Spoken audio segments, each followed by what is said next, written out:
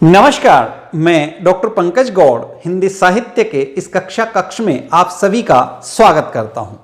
आज हम पढ़ने जा रहे हैं अपठित गद्यांश। आपके पाठ्यक्रम में अपठित गद्यांश शामिल हैं, जिन्हें पढ़कर आपको संबंधित अभ्यास के प्रश्नोत्तर करने होते हैं। सवाल यह है कि अपठित गद्यांश को किस प्रकार से हल किया जाए। तो जैसा कि शीर्षक से स्पष्ट है, ये गद्यांश अपठित होते हैं। इस प्रकार के होते हैं कि इन्हें आपने पहले कभी नहीं पढ़ा होता।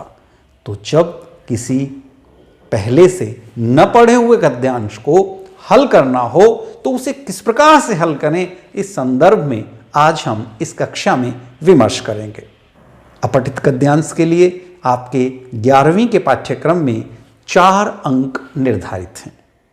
4 प्रश्न इस संदर्भ में पूछे जाते हैं और उन 4 प्रश्नों के उत्तर आपको देने होते हैं। सबसे पहले जो गद्यांश दिया गया है उसे बहुत ध्यान से कम 3-4 बार आप पढ़ें।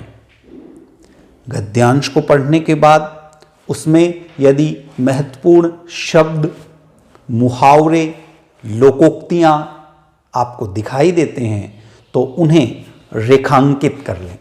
यह करने के बाद आप गद्यांश के संदर्भ में पूछे गए प्रश्नों को ध्यान से पढ़ें।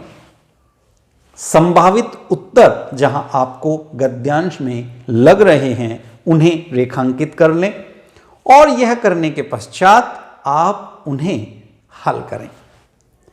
जैसे ही आप अपने प्रश्नों के उत्तर लिख लेते हैं, लिखने के पश्चात एक बार पुनः आपको पढ़ लेना चाहिए कि आपने जो प्रश्नों के उत्तर दिए हैं वो ठीक हों।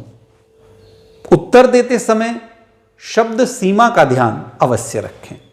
यह भी ध्यान रखें कि ये केवल 1 अंक के उत्तर होते हैं, अतः बहुत अधिक शब्दों का प्रयोग इसमें ना किया जाए। सीमित शब्दों में त्रुटि रहित बात कहकर आप पूरे अंक अपठित गद्यांश में ले सकते हैं। गद्य को यद्यपि हम आसान समझते हैं, पर आप समझ लीजिए गद्य इतनी आसान विधा नहीं है। संस्कृत साहित्य में कहा जाता है, गद्यम कविनाम निक्षम वदन्ति, अर्थात गद्य कवि की कसौटी है, निकष है कि कोई भी साहित्यकार कितना बड़ा साहित्यकार है, यह इससे पता लगता है कि वह गद्य में लिखकर किस प्रकार अपने भावों को, अपने विचारों को व्यक्त करता है। गद्य बहुत गहरी बातें उसमें कही जाती हैं और उसके अर्थ तक भी हमें पहुंचना होता है। शीर्षक संबंधी एक प्रश्न अवश्य इसमें पूछा जाता है। तो पूरे गद्यांश को पढ़ने के बाद ऐसा शीर्षक जो आपको लगता हो कि इस पूरे गद्यांश का प्रतिनिधित्व करता है, वह शीर्षक के रूप में रखा जाना चाहिए। शीर्षक से सार्थकता के संदर्भ में एक उदाहरण मैं बाबा नागार्जुन की कविता का देना चाहूँगा। कविता कुछ इस प्रकार है, आपने पहले पाठ्यक्रम में उसे पढ़ा है। कई दिनों तक चूल्हा रोया, चाकी रही उदास, और कई दिनों तक कानी कुतिया सोई उसके पास। कई दिनों तक लगी भीत पर छिपकलियों की गश्त, और कई दिनों तक चूहों की भी हालत रही शिकस्त। दाने आए घर के अंदर बहुत दिनों के बाद, धुआं उठा आंगन के ऊपर बहुत दिनों के बाद, चमक उठी घर भर की आंखें कई दिनों के बाद, और कोई ने खुजलाई पाँखें कई दिनों के बाद। तो इस कविता में खास क्या है जो इस संदर्भ में हम चर्चा कर रहे हैं? इसमें खास है इसका शीर्षक। कविता का शीर्षक सीधे कहीं कविता में नहीं है, पर कविता का शीर्षक है अकाल और उसके बाद। इसमें 2 चित्र हैं, एक अकाल से पहले का, एक अकाल के बाद का, एक अनाज आने का, एक अनाज नहीं होने का।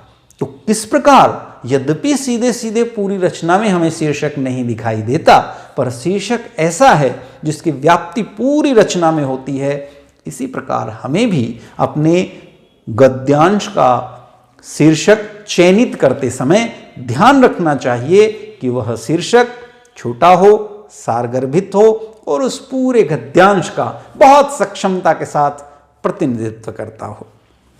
इन बातों का यदि आप ध्यान रखेंगे तो आप एक बहुत ही अच्छे तरीके से अपने गद्यांश को हल कर पाएंगे। अब हम कुछ उदाहरण लेंगे जिनके माध्यम से हम अपने गद्यांश हल करेंगे। यह उदाहरण मैं बोर्ड द्वारा 11वीं कक्षा के लिए 2016 में बनाए गए प्रश्न पत्र में से ले रहा हूं। इसमें एक गद्यांश दिया हुआ है जो इस प्रकार है। शराब पीने से शराबी को तुरंत तो गर्मी मिल जाती है, परंतु उसकी नसें, फेफड़े, गुर्दे और अन्य अंग स्थिर होने लगते हैं। शराबी अपने शरीर पर नियंत्रण खो देता है, कदम लड़खड़ाने लगते हैं, उसके घर में क्लेश रहता है, उसकी पत्नी वह बच्चे भूखे रहते हैं, मारपीट, गाली गलौज उसके लिए रोज के काम हैं। मदिरापान का लाभ कोई नहीं, यह केवल विलासिता है। तो इस गद्यांश को हमें 2-3 बार पढ़ लेना चाहिए।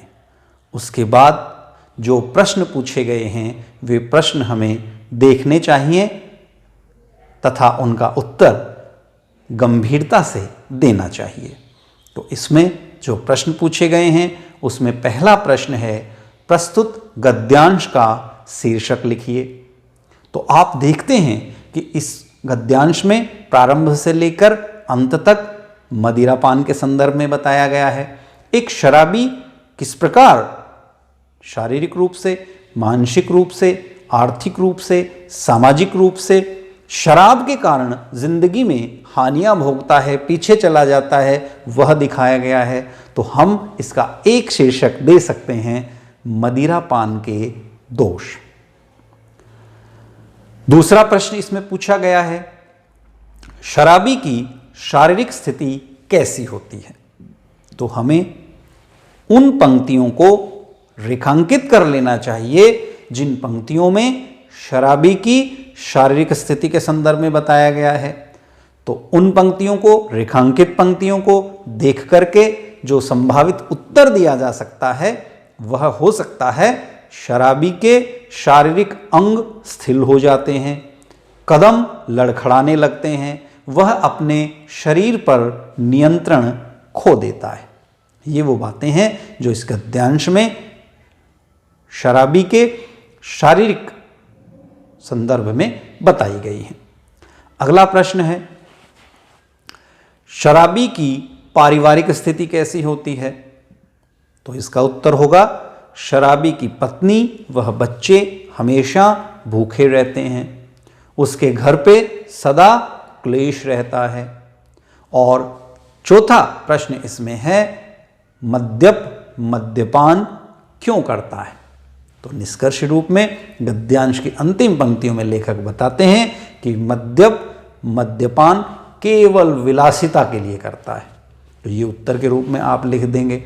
यही यद्यपि लेखक उस पूरे गद्यांश में अपने तर्कों से समझाते हैं कि विलासिता के अतिरिक्त ऐसा कोई कारण नहीं है जिसके कारण कोई शराबी यह सिद्ध कर सके कि वह मदिरापान क्यों करता है। तो हम इसका उत्तर देंगे, मद्यपान केवल विलासिता के लिए करता है। एक और गद्यांश हम लोग देखें। वर्तमान काल विज्ञापन का युग माना जाता है। समाचार पत्रों के अतिरिक्त रेडियो और टेलीविजन भी विज्ञापन के सफल साधन हैं। विज्ञापन का मूल उद्देश्य उत्पादक और उपभोक्ता में सीधा संपर्क स्थापित करना होता है। जितना अधिक विज्ञापन किसी पदार्थ का होगा उतनी ही उसकी लोकप्रियता बढ़ेगी। इन विज्ञापनों पर धन तो अधिक व्यय होता है, पर इससे बिक्री बढ़ जाती है। ग्राहक जब इन आकर्षक विज्ञापनों को देखता है तो वह उस वस्तु के प्रति आकृष्ट होकर उसे खरीदने के लिए बाध्य हो जाता है। पूरे गद्यांश को आप 2-3 बार पढ़ेंगे। पढ़ने के बाद आप देखेंगे कि इस गद्यांश में मुख्य रूप से विज्ञापन के संदर्भ में बताया गया है। और पहला प्रश्न पूछा गया है, वर्तमान काल किसका युग है? तो गद्यांश के आधार पर हम इसका उत्तर दे सकते हैं कि वर्तमान काल विज्ञापन का युग है। अगला प्रश्न है, विज्ञापन का मूल उद्देश्य क्या है? तो विज्ञापन का मूल उद्देश्य गद्यांश के आधार पर उत्पादक और उपभोक्ता में सीधा संबंध स्थापित करना होता है।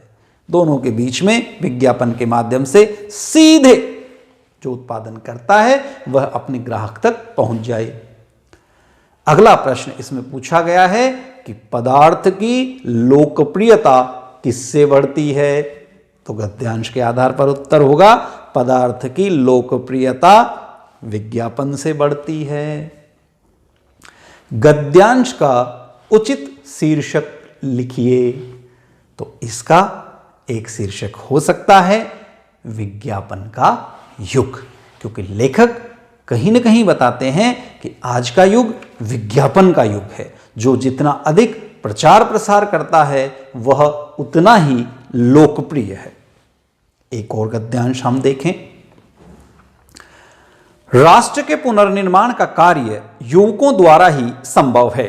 राष्ट्रीय एकता और अखंडता को चुनौती देने वाली शक्तियों का सामना करने के लिए युवकों का पहला कर्तव्य है कि शारीरिक, मानसिक तथा आत्मिक दृष्टि से मजबूत बने। स्वामी विवेकानंद 100-200 कर्तव्यनिष्ठ युवकों के सहारे पूरे विश्व को बदलने का स्वप्न देखते रहे। युवक नशे के शिकार न हो, वे संयम और सदाचार को अपनाएं तथा स्वास्थ्य का ध्यान रखें तो देश के काम आ सकते हैं।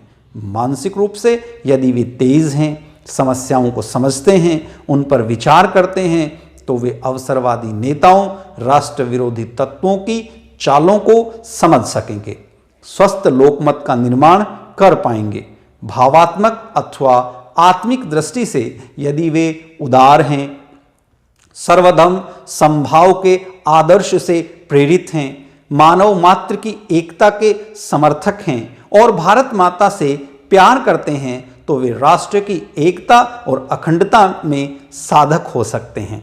पश्चिम की भौतिकवादी भोगवादी सभ्यता का विरोध युवकों को ही करना चाहिए। बहुत ही शानदार गद्यांश ये है। आपको इस गद्यांश का 2-3 बार अध्ययन करना चाहिए। भारतीय संस्कृति के संदर्भ में, भारत के महापुरुषों के संदर्भ में, भारतीय युवाओं के संदर्भ में बहुत ही महत्वपूर्ण बातें इस गद्यांश में कही गई हैं। तो आप उन महत्वपूर्ण बातों को रेखांकित कर लेंगे। पहला प्रश्न हमसे पूछा गया है कि इस गद्यांश का उपयुक्त शीर्षक दीजिए। तो इसका एक शीर्षक हो सकता है राष्ट्र का पुनर्निर्माण एवं युवक, क्योंकि युवक किस प्रकार राष्ट्र का पुनर्निर्माण कर सकते हैं उसी के संदर्भ में इस गद्यांश में बताया गया है। अगला प्रश्न है, राष्ट्र का पुनर्निर्माण किनके द्वारा संभव है? तो इस आधार पर, इस गद्यांश के आधार पर हम कह सकते हैं कि राष्ट्र का पुनर्निर्माण युवकों के द्वारा ही संभव है। वे अपनी ऊर्जा से, अपने ज्ञान से, अपने विवेक से एक नए, मजबूत और महत्वपूर्ण राष्ट्र का निर्माण कर सकते हैं। अगला प्रश्न है, युवकों का पहला कर्तव्य क्या होना चाहिए? तो युवकों का पहला कर्तव्य है कि वे शारीरिक रूप से, मानसिक रूप से और आत्मिक दृष्टि से अपने आप को मजबूत बनाएं, क्योंकि यदि वे स्वयं मजबूत नहीं हैं तो एक मजबूत राष्ट्र का निर्माण वे नहीं कर सकते। अगला प्रश्न है, युवकों में किन किन गुणों का समावेश होना चाहिए? तो राष्ट्र के युवकों में नशे की आदत नहीं होनी चाहिए। वे संयमशील, उदार, विचारवान तथा देश प्रेमी होने चाहिए, क्योंकि यदि आप अपने देश से प्रेम नहीं करते तो फिर कुछ नहीं। युवाओं को अपनी शक्ति राष्ट्र प्रेम के प्रति लगानी चाहिए। इसी क्रम में एक और गद्यांश हम देखें। वैज्ञानिक उन्नति के कारण मानव सभ्यता की दीवार इतनी ऊंची हो गई है कि अब वह अपने बोझ से ही लड़खड़ाने लगी है। भौतिक उन्नति ने मनुष्य के भौतिक अस्तित्व पर ही प्रश्न चिन्ह लगा दिया है। यद्यपि विज्ञान की सहायता से मनुष्य वैभवपूर्ण जीवन व्यतीत कर रहा है, सुख समृद्धि के सभी उपाय उसके अधीन हो गए हैं, पर वह स्वयं भी स्वतंत्र नहीं रहा। सवारी को ही लीजिए, आपके पास कार है, जहां चाहें थोड़े ही समय में पहुंच जाएंगे, पर यह लो कार खराब हो गई और अब बुलाइए मैकेनिक को, है न, आप उसके अधीन। बिजली से कमरा ठंडा कर लिया है, दिल्ली में ही शिमले का आनंद ले रहे हैं, परंतु बिजली फेल हो गई तो आपका जीवन नरक बन गया है न। इसमें भी आप सबसे पहले पूरे गद्यांश को 2-3 बार पढ़ेंगे, महत्वपूर्ण बातों को रेखांकित करेंगे। 4 जो प्रश्न पूछे गए हैं उन चारों प्रश्नों को पढ़ेंगे और उनके संभावित उत्तर जिस जिस स्थान पर आ सकते हैं उनको आप रेखांकित करेंगे। तो इसमें पहला प्रश्न हमसे पूछा गया है कि मानव के भौतिक अस्तित्व पर किसने प्रश्नवाचक चिन्ह लगा दिया है। मानव के भौतिक अस्तित्व पर भौतिक उन्नति ने प्रश्न चिन्ह लगा दिया है। दूसरा प्रश्न है, किसकी सहायता से मनुष्य वैभवपूर्ण जीवन व्यतीत कर रहा है। इसका उत्तर होगा, विज्ञान की सहायता से मनुष्य वैभवपूर्ण जीवन व्यतीत कर रहा है। कार, मोबाइल सब विज्ञान की देन है, तो उसी के आधार पर कर रहा है। पर जब भी आप गद्यांश के प्रश्नों का उत्तर दें तो उसमें अपने विचारों के लिए स्थान न रखें। गद्यांश में लेखक के जो विचार हैं, आपके उत्तर में उन्हीं विचारों की प्रतिकृति होनी चाहिए। इसका विशेष ध्यान आपको रखना है। अगला प्रश्न है, कार खराब हो जाने पर किसे बुलाना पड़ता है।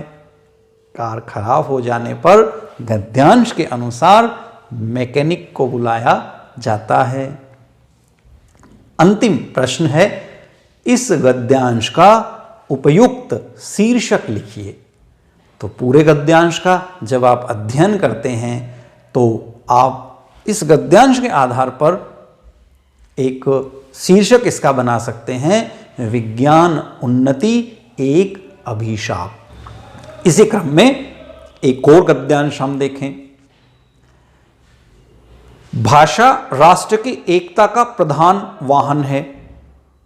भाषा की सहायता के बिना हम निकटस्थ व्यक्ति को भी नहीं बुला सकते, किंतु भाषा ही एकमात्र साधन नहीं है जो राष्ट्र में एकता रखती है।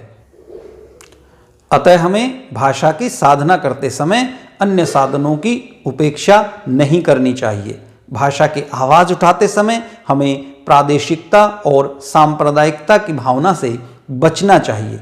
अच्छा तो वह होगा कि हम भाषा को कल्याण साधन करने वाली माता के समान समझें। जिस प्रकार गृह परिवार के जीवन में माता कल्याण स्थापना करती है, वैसे ही भाषा भी हमको मिलाती है। जिस प्रकार सच्ची माता संतानों में भेद विभेद को दूर किए बिना नहीं रह सकती, उसी प्रकार सच्ची राष्ट्रभाषा और सच्चा साहित्य भी अपने संतान का भेद विभेद दूर किए बिना नहीं रह सकता। सबसे पहले गद्यांश को 2-3 बार पढ़ेंगे, उसके बाद प्रश्नों का अध्ययन करेंगे। इसमें पहला प्रश्न है, इस गद्यांश का उपयुक्त शीर्षक लिखिए। तो इसका शीर्षक क्या होगा? इसका एक संभावित शीर्षक हो सकता है भाषा और राष्ट्रीय एकता। अगला प्रश्न है, भाषा की आवाज उठाते समय हमें किन किन बातों का ध्यान रखना चाहिए? तो भाषा की आवाज उठाते समय हमें प्रादेशिकता और सांप्रदायिकता की भावना से बचना चाहिए, क्योंकि ये चीजें राष्ट्र की एकता में बाधक हैं। अगला प्रश्न है, राष्ट्र की एकता का प्रमुख साधन क्या है? तो राष्ट्र की एकता का प्रमुख साधन भाषा है। हमें भाषा को किसके समान समझना चाहिए? गद्यांश के अनुसार हमें भाषा को कल्याण का साधन करने वाली माता के समान समझना चाहिए। आधुनिक युग में समाज और राष्ट्र के जीवन में समाचार पत्रों का बहुत ही विशिष्ट और ऊंचा स्थान है। समाचार पत्र मानो देश की सभ्यता, संस्कृति और शक्ति के मानदंड बन गए हैं। जिस देश में जितने अच्छे और जितने अधिक समाचार पत्र होते हैं, वह देश उतना ही उन्नत और प्रभावशाली समझा जाता है। बहुत से क्षेत्रों में जो काम समाचार पत्र कर जाते हैं, वह बड़ी बड़ी सेनाएं और बड़े बड़े राजनीतिज्ञ भी नहीं कर पाते। समाचार पत्र एक ओर तो जनता का मत सरकार और संसद पर प्रकट करते हैं, दूसरी ओर देश में सुदृढ़ और संतुष्ट लोकमत तैयार करते हैं। देश को सब प्रकार से जागृत और सजीव रखने में जितनी अधिक सहायता समाचार पत्रों से मिलती है, उतनी शायद किसी और से नहीं। प्रश्न संख्या 1, आधुनिक युग में समाज और राष्ट्र के जीवन में किसका विशेष ऊंचा स्थान है? आधुनिक युग में समाज और राष्ट्र के जीवन में समाचार पत्रों का विशेष और ऊंचा स्थान है। कोई भी देश कब उन्नत और प्रभावशाली समझा जाता है? कोई भी देश उस स्थिति में उन्नत और प्रभावशाली समझा जाता है जिस देश में अच्छे और अधिक समाचार पत्र होते हैं। देश को सब प्रकार से जागृत और सजीव रखने में कौन सहायक हैं? देश को सब प्रकार से जागृत और सजीव रखने में समाचार पत्र सहायक हैं। इस गद्यांश का उपयुक्त शीर्षक लिखिए। इस गद्यांश का उपयुक्त शीर्षक हो सकता है समाचार पत्रों का महत्व। श्री राम, श्री कृष्ण, महाराणा प्रताप, छत्रपति शिवाजी, गुरु गोविंद सिंह आदि जितने भी महापुरुष हुए हैं, उनको सुयोग्य तथा वीर बनाने का श्रेय किनको है? उनकी माताओं को। अमर रहने वाली संतान माताओं के शुभ संस्कारों द्वारा ही बनती है। आज सब यह चाहते हैं कि दोनों स्त्री पुरुष कमाएं, घर में नौकर चाकर हों, बच्चों के लिए आया हो, परंतु इससे संतान को श्रेष्ठ बनाने के लिए जितना समय माँ को देना चाहिए, वह नहीं दे सकेगी। स्त्री का सर्वोत्तम कार्यक्षेत्र तो घर ही है। भारत का कल्याण तभी हो सकता है जबकि नर नारी निज कर्तव्य का पालन करते हुए अपनी भारतीय सभ्यता, मान मर्यादा तथा संस्कृति की रक्षा के लिए अग्रसर हों। स्त्री ऊंची से ऊंची शिक्षा प्राप्त करे, उसमें कोई बुराई नहीं, पर अपने असली उद्देश्य से विचलित ना हो। इस क्रम में प्रश्न होंगे। महापुरुषों को सुयोग्य तथा वीर बनाने का श्रेय किनको है? उत्तर होगा, महापुरुषों को सुयोग्य तथा वीर बनाने का श्रेय उनकी माताओं को है। स्त्री का सर्वोत्तम कार्यक्षेत्र कौन सा है? स्त्री का सर्वोत्तम कार्यक्षेत्र उनका घर ही है। अगला प्रश्न है, भारत का कल्याण कैसे हो सकता है? इसका उत्तर होगा, भारत का कल्याण तभी हो सकता है जबकि नर नारी अपने कर्तव्यों का पालन करते हुए अपनी भारतीय सभ्यता, मान मर्यादा तथा संस्कृति की रक्षा के लिए अग्रसर हों। नारी का असली उद्देश्य क्या है? उत्तर होगा, नारी का असली उद्देश्य यह है कि वह ऊंची से ऊंची शिक्षा प्राप्त करके अपने कर्तव्य का पालन करे। अगला गद्यांश हम देखें। विद्यार्थियों में अनेक बुराइयां कुसंगति के प्रभाव से ही उत्पन्न होती हैं। विद्यार्थी पहले पढ़ाई में खूब रुचि लेता था, किंतु अब वह सिनेमा देखने में मस्त रहता है। निश्चित ही यह कुसंगति का प्रभाव है।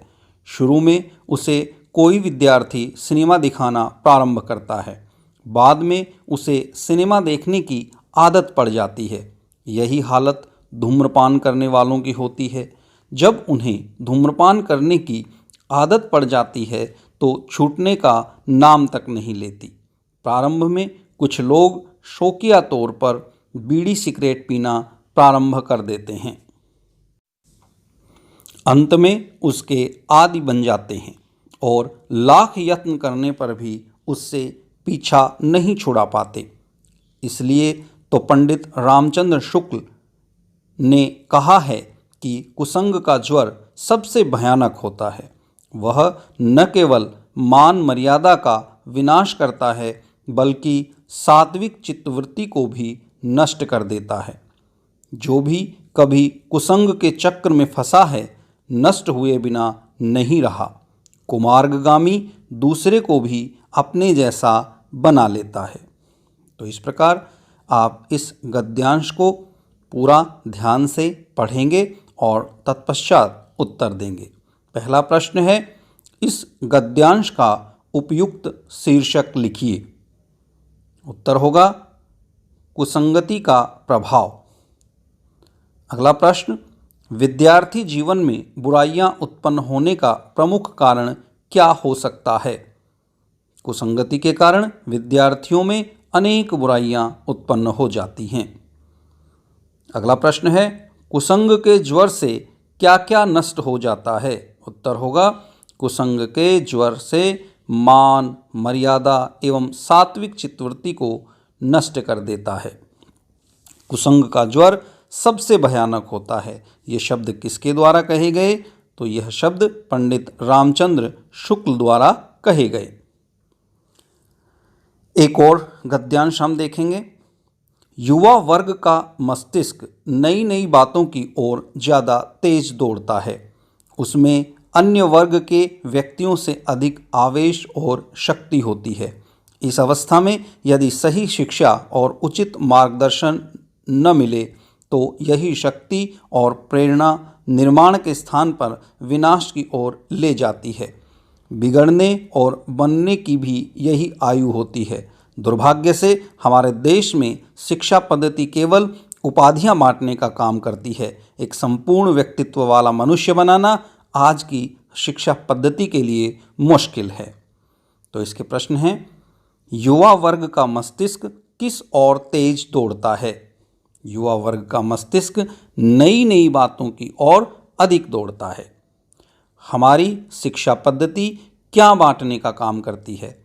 हमारी शिक्षा पद्धति केवल उपाधियां बांटने का काम करती है।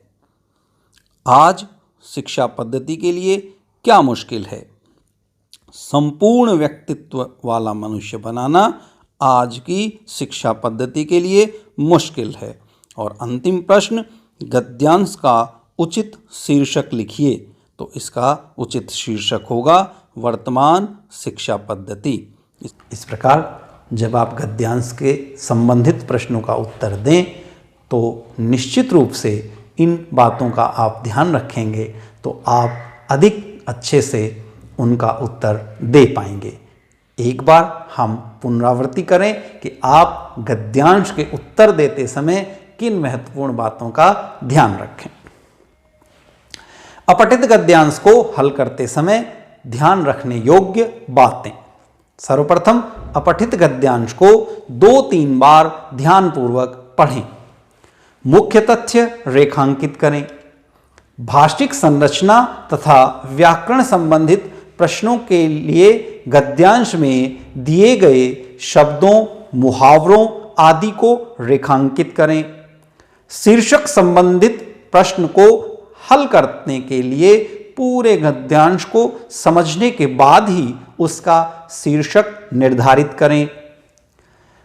गद्यांश को समझने के बाद ही प्रश्नों के उत्तर लिखना प्रारंभ करें। उत्तर देते समय शब्द सीमा तथा अंकों का ध्यान रखें। उत्तर लिखने के बाद सभी उत्तरों की एक बार पुनः जांच अवश्य कर लें। उसमें यदि व्याकरणिक अशुद्धियां हों तो निकाल दें। इन बातों का ध्यान रखने से निश्चित रूप से आप बेहतरीन तरीके से अपठित गद्यांश से संबंधित प्रश्नों के उत्तर दे पाएंगे, ऐसी आशा है। धन्यवाद। आपका दिन शुभ हो।